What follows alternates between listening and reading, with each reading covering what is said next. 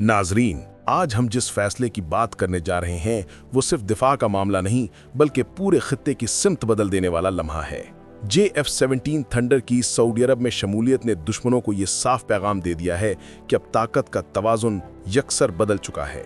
जब ये तैयारा आसमान में उठता है तो सिर्फ आवाज नहीं बनता, एक ऐलान बनकर गूंजता है कि किसी भी खतरे का जवाब अब पहले से ज्यादा तेज, ज्यादा दुरुस्त और ज्यादा मौसर होगा।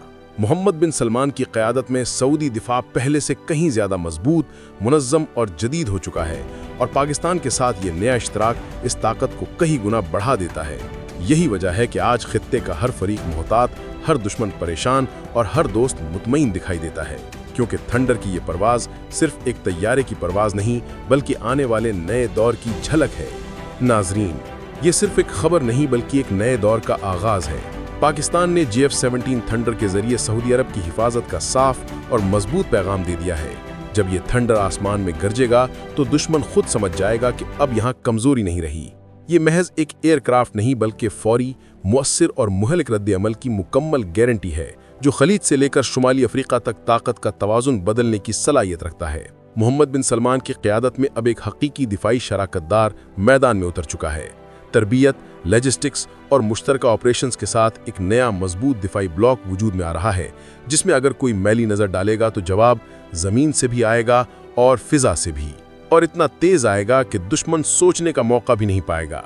आज की वीडियो में हम आपको बताएंगे कि ये फैसला क्यों किया गया, इसके फौरी असरात क्या होंगे और ये आपकी हिफाजत और पूरे खित्ते की सिक्योरिटी के लिए क्या मायने रखता है।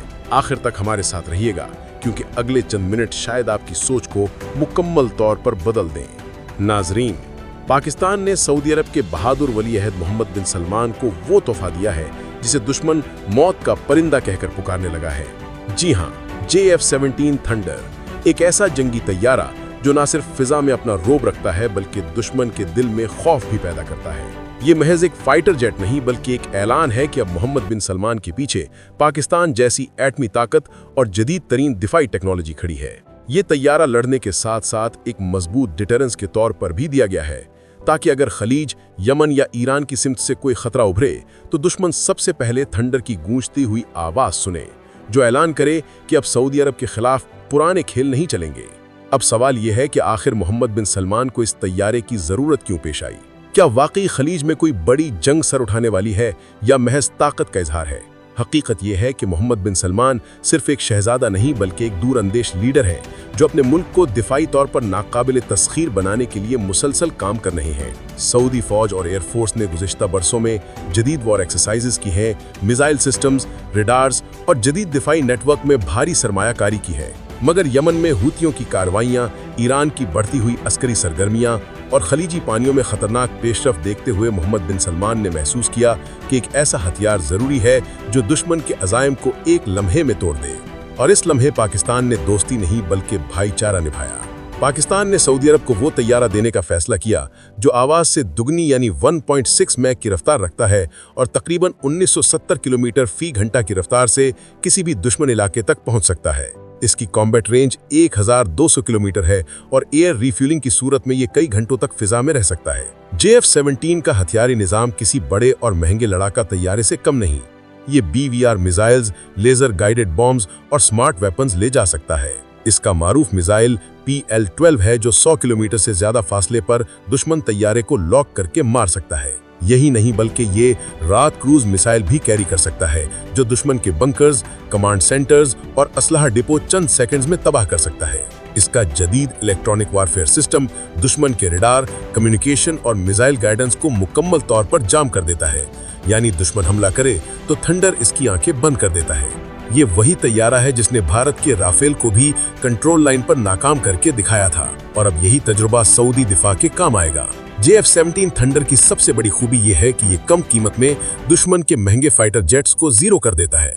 जहां राफेल $80 मिलियन का है, वहीं JF-17 थंडर सिर्फ $25 मिलियन में बनाया जा सकता है। यानी एक राफेल की कीमत में सऊदी अरब 7 थंडर ले सकता है। ताकत में इजाफा, वो भी बिना खजाना खाली किए। चूंकि ये तैयारा पाकिस्तान में तैयार होता है, इसलिए इसकी पूरी टेक्नोलॉजी, सॉफ्टवेयर, मरम्मत और स्पेयर पार्ट्स पर पाकिस्तान का मुकम्मल कंट्रोल होता है। सऊदी अरब को सिर्फ तैयारा नहीं बल्कि तरबियत, लॉजिस्टिक्स और मुकम्मल तकनीकी सपोर्ट भी फराहम की जाएगी। سعودی عرب کی جغرافیائی حیثیت انتہائی حساس ہے۔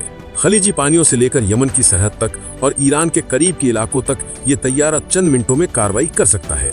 ریاض، جیزان اور دمام کے ایئر بیسز سے تھنڈر کسی بھی خطرے کا فوری جواب دے سکتا ہے۔ پاکستان اور سعودی عرب کا یہ نیا اتحاد صرف دوستی نہیں بلکہ ایک متعدد دفاعی بلاک ہے۔ آنے والے مہینوں میں سعودی افسران پاکستان میں ٹریننگ لیتے نظر آئیں تو حیران نہ ہونا، اور اگر پاکستانی مشیر ریاض اور دمام میں نئے حفاظتی منصوبوں پر کام کرتے دکھائی دیں تو یہ اس نئے دفاعی دور کا حصہ ہوگا۔ یہ اتحاد مستقبل میں برکس، SCO اور ابھرتے ہوئے نئے مسلم بلاک کے مقابلے میں بھی اپنا کردار ادا کرے گا۔ یہ صرف ملٹری تعاون نہیں بلکہ ایک نظریاتی اور اسٹریٹجک انقلاب ہے۔ ناظرین، GF-17 تھنڈر صرف ایک طیارہ نہیں، ایک اعلان ہے کہ اگر کوئی سعودی عرب کی خود مختاری یا امن پر میلی نظر ڈالے گا تو جواب تھنڈر کی صورت میں آئے گا، اور یہ جواب صرف زمین سے نہیں بلکہ آسمان سے آئے گا۔ دشمن کی ہر حرکت لمحوں میں ناکام بنا دی جائے گی۔ محمد بن سلمان کے دور میں یہ طیارہ سعودی ایئر ڈیفنس، فوجی اڈوں اور حساس سرحدی علاقوں میں تعینات ہوگا تاکہ خلیج، یمن اور ایران کے ممکنہ تنازعات میں فوری اور مؤثر کارروائی ممکن ہو سکے۔ پاکستان اور سعودی عرب کا یہ نیا عسکری بلاک آنے والے برسوں میں مشرق وسط اور خلیج کی سیاست، طاقت کے توازن اور عالمی منصوبوں پر گہرا اثر ڈالے گا۔ اور جب GF-17 تھنڈر سعودی آسمان پر پرواز کرے گا تو دشمن جان لے گا کہ اب ماضی والی چھوٹ نہیں ملے گی۔ یہ نیا دور ہے، نئی طاقت ہے اور نئی دنیا ہے۔